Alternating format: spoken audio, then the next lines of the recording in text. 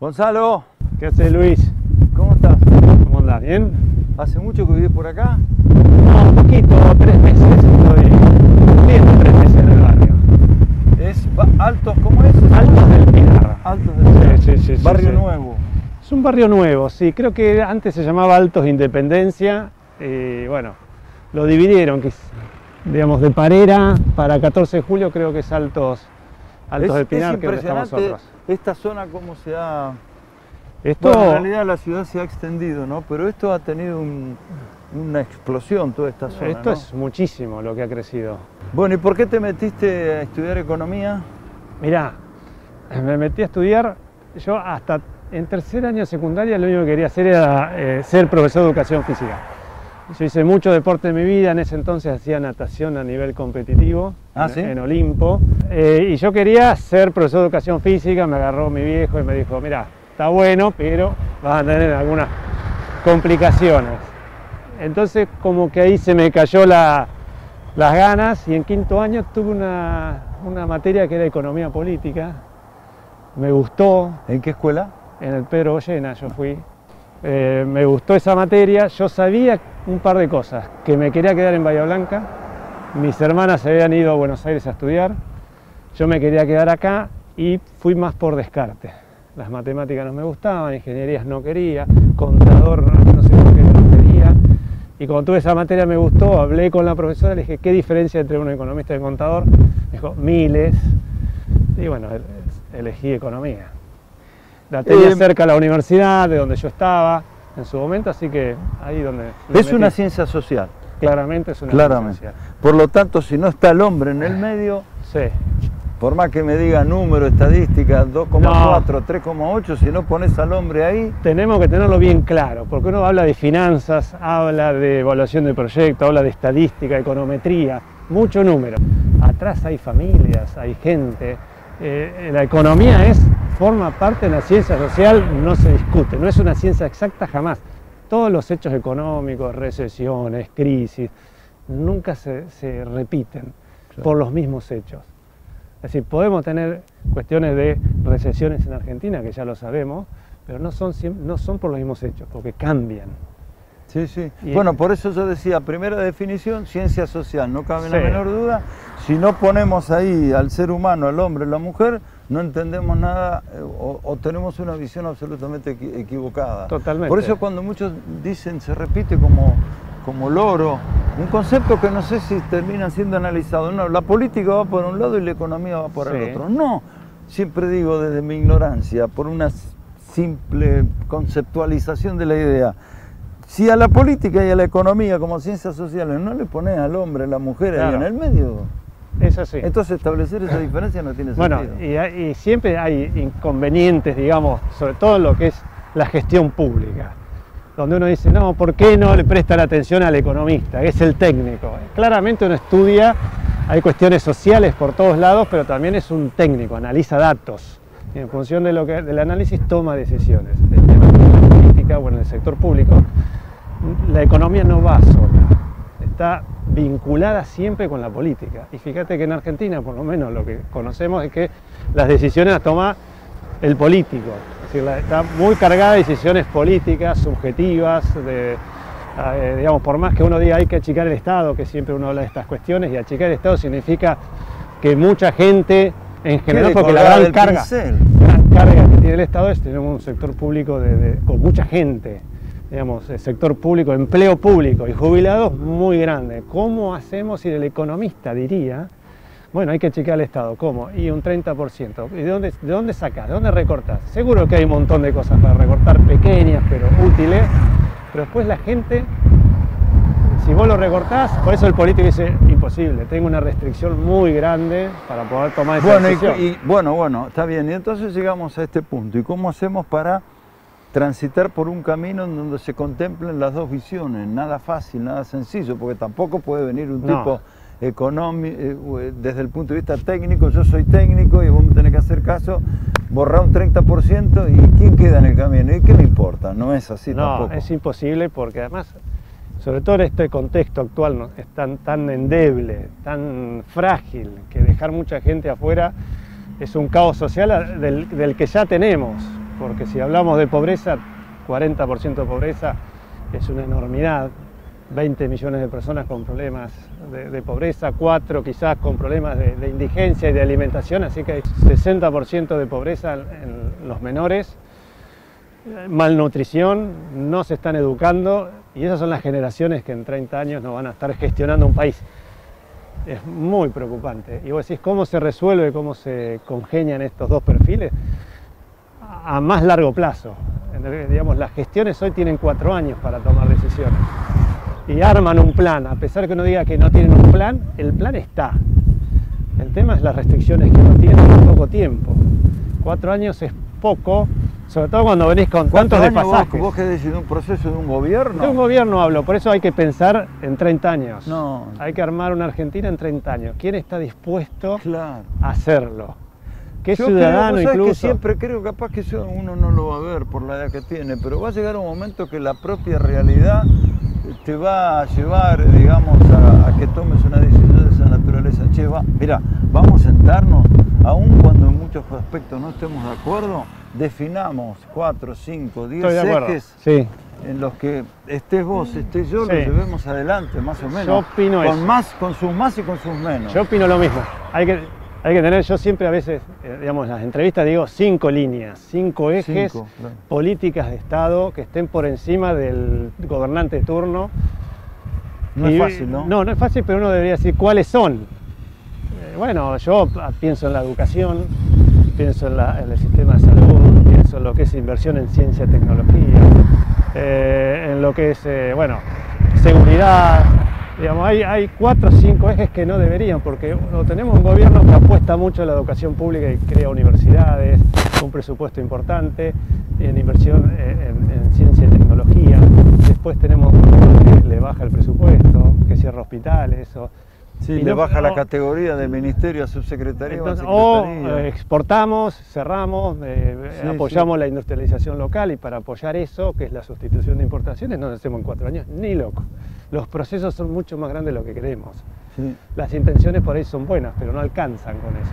¿Y estás conforme una vez que tomaste la decisión de lo que estudiaste? Sí, de lo que haces? sí, yo estoy ¿Te resulta, digamos, te hace insensible manejar números? No, lo tengo yo muy claro. Yo todo el día estoy mirando números, pero sé que atrás hay personas en el mundo, porque si hay 7.000 millones de personas, tenemos un 60% con problemas de alimentación. Entonces no puede ser, la cosa anda mal, claramente. Anda mal. Anda mal en el mundo. ¿Cómo se resuelve? Bueno, a ver, acá hay cada vez más, ¿cómo decirlo?, más concentración del capital en menos manos, eso es real.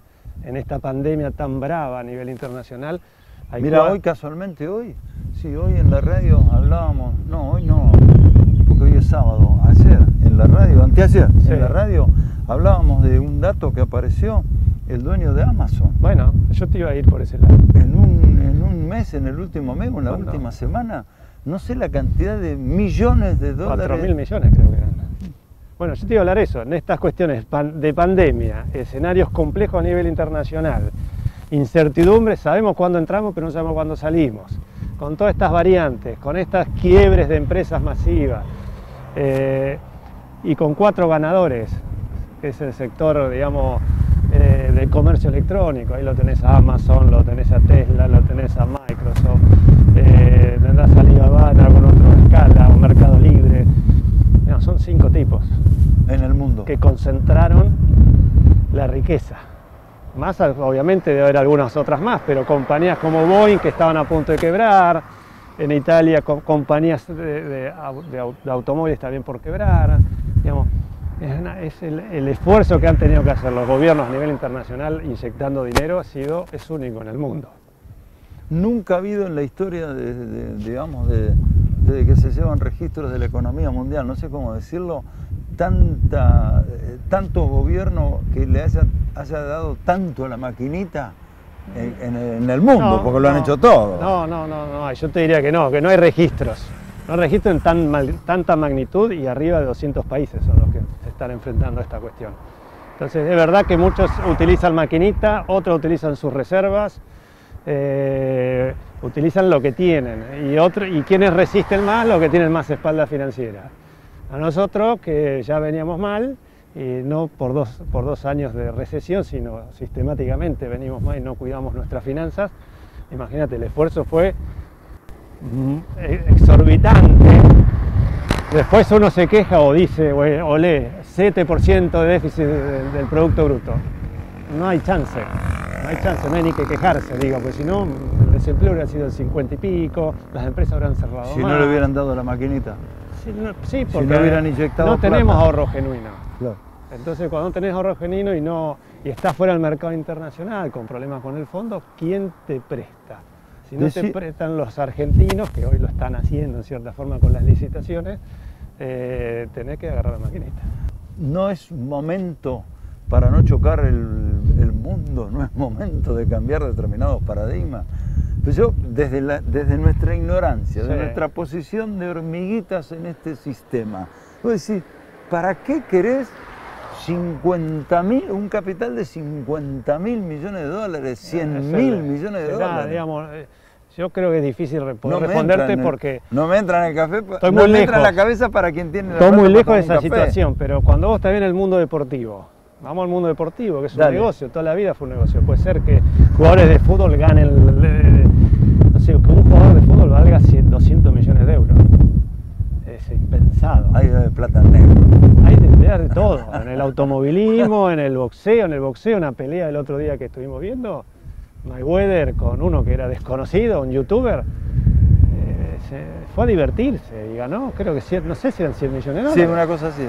Entonces, ¿cómo está? Claro que uno diría, como los viejos, está mal abarajadas las cosas. Las cartas hay que volver a quemar esa, agarrar un fajo nuevo y barajar de nuevo. Está claro que la distribución del ingreso en el mundo es muy desigual. El gap que hay tecnológico, todos hablamos de las redes, TikTok, todo lo que vos quieras. Vas a África, no encontrás un proveedor de servicio de internet. Entonces es muy complejo. Estamos con Gonzalo Semilla hablando de todas estas cosas. ¿Cuál es tu tarea en el CREVA? ¿Jefe económico? Yo soy economista jefe, algunos me dicen director del CREVA, en realidad el CREVA tiene un consejo directivo. El CREVA, que es el Centro Regional de Estudios Económicos de Bahía Blanca, Argentina, depende de la Fundación Bolsa de Comercio. Y yo este año tuvimos 30 años. La verdad que no debe haber en Argentina bolsa de comercio, quizás de cereales, que tenga un estudio, un centro de estudios económicos con tanta trayectoria. Y yo estoy como economista jefe, va a ser ahora el mes que viene 4 años. Bien, estamos hablando con el señor economista en jefe del CREVA, Gonzalo Semilla. En el medio de la economía, del sistema económico, de la política económica, si no se pone al hombre, le estamos errando como a las bochas. Estoy completamente de acuerdo. Es social, así que no hay que discutir esto. Listo.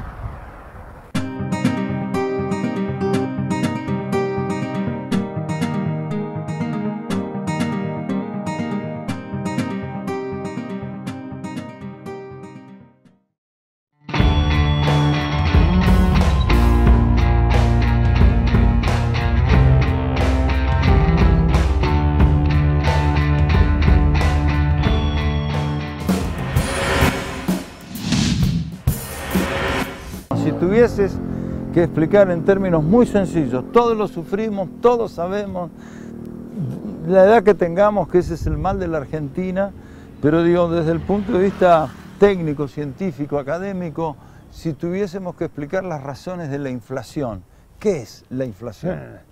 La inflación es la suba generalizada de los precios. Lo sabemos. Eso lo sabemos. ¿Por qué se produce? Se produce por varias cuestiones. A veces uno le dice, bueno, por presión en los costos o por presión en la demanda.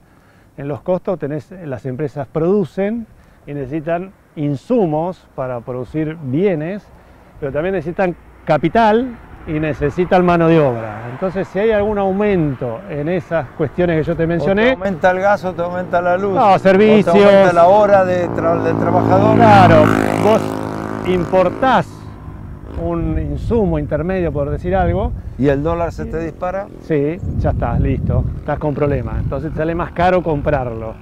Eso, tenés un problema en los impuestos, en el sistema tributario, tenés un impuesto nuevo, hay una presión fiscal más grande, etcétera. todo influye. Te aumenta el combustible, porque te puede aumentar el combustible, porque la generación de producirlo también, o tenés menos pozos. Entonces es por una cuestión de oferta o por una cuestión de demanda. Hay una demanda en el sentido de los consumidores, hay un exceso de demanda con respecto a la oferta. Entonces empuja los precios. Si vos tenés 2 palos para vender, 2 palos para enterrar, digamos, para hacer un alambrado, y tenés 2 consumidores, perfecto. Ahora tenés 3 consumidores, no puedes satisfacer a la demanda, entonces te obliga a un aumento en los precios para satisfacer a quien tiene más. Ahora, eso es sencillo. ¿Por qué tenemos durante tantas décadas de inflación en Argentina? Es complejo hasta casi decírtelo, porque es una combinación, porque también tenés, como digo, las empresas dicen, yo al fin y al cabo trabajo para el Estado. 30, 40% de mi ganancia me doy vuelta y la transfiero al Estado. ¿Y el Estado? ¿Por los impuestos? Por los impuestos. Pero si después te dicen que algunos países que son puestos como ejemplo tienen una tasa impositiva también alta. También alta. En Francia, en muchos casos superan el 50%. Sí, en Francia es así y nadie discute. El tema que me da la sensación que cuando te das vuelta vos ves ese dinero que recaudó el Estado, lo ves distribuido en tu país. Seguros de desempleo son serios, tenés un problema. Si tenés a ver, mi hermana vive en Francia. Tenés un buen sistema de transporte público. Claro, eso, tenés carreteras en buen estado, digamos, las obras públicas que se hacen se llevan a cabo en el tiempo que hay que hacerlo, con los presupuestos acordados. Mi hermana vive en Francia hace 20 años.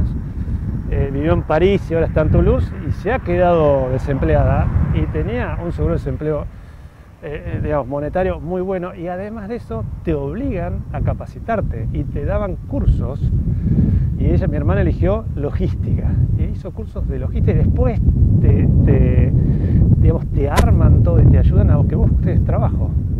Y ahora está trabajando en una empresa internacional de neumáticos en Continental, ni más ni menos en la logística de los neumáticos. Necesito 2 gomas para el auto. Bueno, con eso. Y antes trabajó en Total Gas en Francia, la empresa pública. Entonces vos acá te quedás sin trabajo y como que te sueltan la mano. Entonces es muy complicado. Entonces la inflación tiene que ver. Hay una responsabilidad empresarial, una responsabilidad del Estado. Pregunta. Hay una responsabilidad, no sé cómo decirlo, histórica por lo que nos ha pasado. Yo te diría que, a ver, uno dice, en el rol es complejo, ¿no? Poder decir, es señalar quién es. Yo opino, y quizás no es para lavarse las manos, pero yo es una combinación, porque desde el sector empresarial, si vos hablás con alguien, generalmente te digan, es el Estado ineficiente, corrupto, me cobra impuestos por que te cobra impuestos, que yo, pero después hay empresarios que evaden, que tienen una doble contabilidad, que ¿viste? Si pueden no pagar lo van a hacer. Hay muchísimos que no, que hacen las cosas como hay que ser, como las tienen que ser. Y si del Estado dirás, bueno, a ver, yo necesito financiarme, este no hace, lo que no invierte, el sector privado incorpora gente, lo tengo que hacer yo.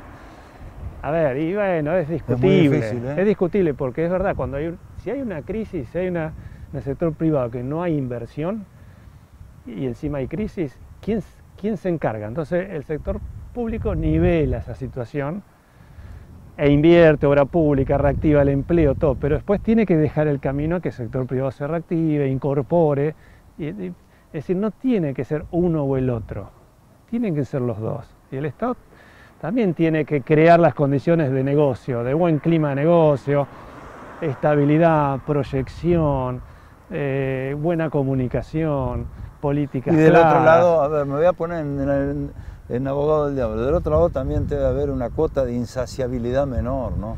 No podés quedarte con todo lo que está dando vuelta. No podés. Y digamos, decir, soy empresario, golpearte el pecho y después no pagar lo que tenés que pagar, tener gente en negro. ¿Cuántas veces uno escucha el Estado, pero tampoco, o lo que es, bueno, los famosos, los showrooms famosos, o estas cosas que uno trata de vender, que bueno, uno tiene que vivir. Cuando uno habla con ellos, dice, bueno, a ver, yo de alguna forma tengo que comer, si no te robo, ¿querés que te robe? No, bueno. Entonces hay mucho ruido, muchos filtros, muchos agujeros por todos lados, difícil de tapar. Pero ¿y por qué otros países en las mismas o casi similares condiciones que las nuestras? Uno ve acá, ustedes por ejemplo hace unas horas, un par de días, dijeron para Bahía Blanca otra vez un 4%. Sí. Y cuando otros países, qué sé yo no entiendo un pito, ¿no? Lo que digo es que hay otros países, un 4% y se agarran la cabeza, lo tienen a lo largo de un año. Pero eso te iba a decir, Estados Unidos va a tener un 4,8 quizás, y el descalabro que se armó fue impresionante. Pero olvídate de Estados Unidos, bueno, que es el andate dueño. A Perú, andate a Chile, La andate a los pregunta países. es, ¿cómo viven esas sociedades? Porque también, a ver, me voy a poner otra vez en abogado del diablo. Como me digan, no, nosotros tenemos un 4% de inflación anual. Sí, pero ¿y cómo vive el resto? ¿Cómo vive la mayoría de la población? Sí, colgada del pincel, una enorme diferencia en la escala social entre los que pueden y los que directamente no pueden y están andando en pata, por decirlo de alguna manera. Por bueno, eso también hay que medirlo. Pero esa diferencia social existe, es muy grave en Argentina. Siempre Argentina uno se la identifica con una clase media muy fuerte, muy grande, sobre la que recae todos los males, en la que se hacen cargo de todo. Una clase baja, grande, y una clase, digamos, potentosa, el segmento ABC que le dicen, muy minoritaria, pero que no importa cómo vaya la economía argentina, siempre van a estar donde están. El tema es que cada vez que tenemos una crisis de la que estamos padeciendo, la clase media es más chica. Y además, cuando tenemos momentos en los cuales mejoran las cosas, hay gente de la clase media baja que se sitúa en la clase media, que tiene mejor porvenir, que cuando hay crisis, lamentablemente no quieren descender de esa escala y bajan. Es decir, hoy tenemos muchos problemas sociales. Y la otra cuestión de la inflación es, claro, vos no tenés una política a mediano plazo, no tenés un plan, tenés deuda y no la cerrás, no sabés si la vas a pagar. Los recursos que los tenías pensado destinar a un lugar los destinás a otro. Proyectás una inflación con un crecimiento y no ocurre. Entonces, ¿dónde está el ancla? Son muchos factores. ¿Dónde está el pilar? Y después tenés los famosos especuladores, que no lo quiero dejar de decir, siempre en toda la industria, no industria de la industria propiamente dicha, sino en toda la cadena de comercialización, siempre tenés gente que especula y que si hablas con ellos por ahí te dicen, ¿y qué querés que haga? Si el gobierno estima 30 y el mercado 50 de inflación, ¿a quién le creo? Y yo necesito cubrirme, y no con un 50, con un 80. Porque también quiero ganar. A ver, quien invierte quiere ganar. Está claro, no, acá hay en el está mundo. Bien, está pero bien. Estas cuestiones de... La pregunta es cómo querés ganar, a cualquier costa. Pero a ver, las tasas de interés en Estados Unidos a 10 años es del 1,5%. Y entonces a 10 años. En Europa también. Y acá estamos hablando del 38, estamos hablando del 70 cuando querés sacar un crédito. Tenemos un riesgo país de 1.500. Entonces está como muy desfasado todo, fuera del mapa. Así después nos evalúan como mercado, ni mercado emergente somos mercado independiente. Y tan importante es eso. Yo creo que eso, a ver, bueno, desde la ignorancia, yo no me voy a poner a discutir con vos, desde la ignorancia, yo creo que ese es un juego que tiene que ver con la financiera internacional. Bueno, las calificadoras de riesgo... Es un juego eso. Es un negocio también. Y bueno, porque todos están en el negocio. Y después entonces vienen y te compran las acciones de tu empresa a $2,50. Entonces, bueno, eso también hay que tenerlo en claro. A ver, en la pandemia... Perdóname, o van y sacan la plata de acá y la llevan a un paraíso fiscal que no tiene ningún tipo de control. Bueno, y cuando vos a esos tipos le querés poner un control, la libertad de... Sí, bueno, también hay de eso. Es muy difícil. También hay de eso. Y molesta. Claro que molesta. Te voy a decir algo, a uno le queda la sensación, y con esto te agradezco toda la caminata y la charla, a uno le queda la sensación, después de haber hablado con algunos en estos últimos tiempos, que hay también... decirlo, porque si no capaz que no se entiende lo que quiero decir. Hay también un criterio de me quejo porque queda bien. A mucha gente, aún en la pandemia, tan mal no le ha ido. A algunos sectores comerciales y o industriales. No, siempre genera oportunidades y desafíos. Pero hay toda una cosa y me quejo, ¿cómo estás ahí? La verdad que estoy mal. Somos quejones, me parece. Sí. Somos quejones. Si hay viento, porque hay viento. Sí. A ver, si no hay viento, porque estamos secos. Siempre se hace. Si Messi canta el himno, mirá, no, Bueno. mirá, ahora se manda la parte porque lo canta. Bueno. Y hace 2 meses, mirá, Digo, ni canta el himno. hasta hace 3 partidos y durante 6 años atrás le dijimos de todo a Messi. Pecho frío. Hoy, ¿qué le decimos? Es el más grande. Entonces así pasa. Si el auto pasa rápido, lo putea. Y si pasa lento, lo putea para que yo pueda pasar. Somos quejones por naturaleza. Muy bueno. Andá a jugar al fútbol. Sí, por supuesto. Voy a ir.